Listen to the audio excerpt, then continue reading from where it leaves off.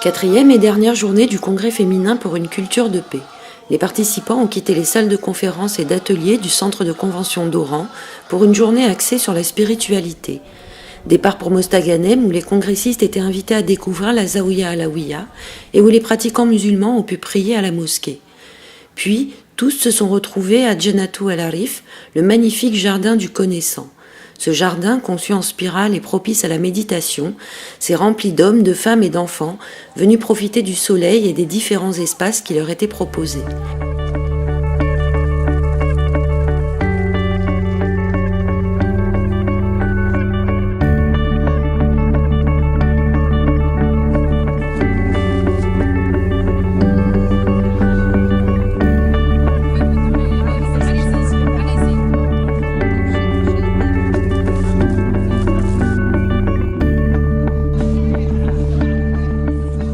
C'était l'occasion pour tout un chacun de poursuivre les discussions dans un espace privilégié et pour l'équipe organisatrice de profiter d'un repos bien mérité après plus d'1 an de préparations intensives et 3 jours de travail non-stop, comme le savoure Faouzia.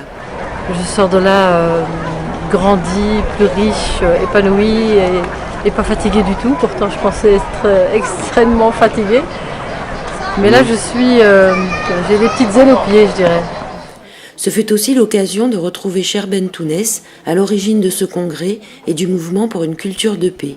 Il est revenu sur les raisons pour lesquelles il a choisi l'Algérie pour organiser cet événement international. D'abord, l'Algérie est mon pays.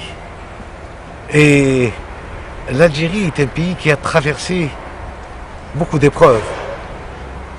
Et n'oublions pas que c'est dans ce pays, dans les années 90, fin 80, 90, que ce radicalisme et cette culture de la violence qui a failli détruire ce pays a commencé chez nous. Et à ce moment-là, on était seuls. Personne ne comprenait, personne ne se doutait que cette maladie du siècle pouvait se répandre et détruire des États entiers. Il a également fait part de son ressenti et de ses conclusions sur ce premier congrès international féminin et sur les suites à y donner. Je me sens comme quelqu'un qui, aujourd'hui plus que jamais, a le devoir de continuer. On n'a fait qu'un pas, on n'a posé qu'une pierre. Tout l'édifice reste à construire. Cette demeure de la paix doit devenir pour nous une réalité. Il faut qu'elle soit construite par tous, sans exception.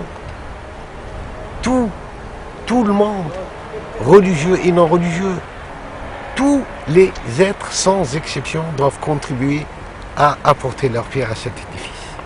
Donc, il y a encore un long chemin à faire. La journée s'est terminée par un long moment de spiritualité où plusieurs voix initiatiques soufis présentes étaient réunies. Il y a eu des samas, chant à l'éloge de Dieu, de son prophète et de l'amour, repris en chœur par une assistance nombreuse. La Chera Nour de la voix Maoulaouia, qui s'était déplacée spécialement de Turquie pour participer au congrès, n'était pas venue seule, et ses danseurs et danseuses ont entamé la danse sacrée des astres, moment rare dont ont pu profiter les congressistes.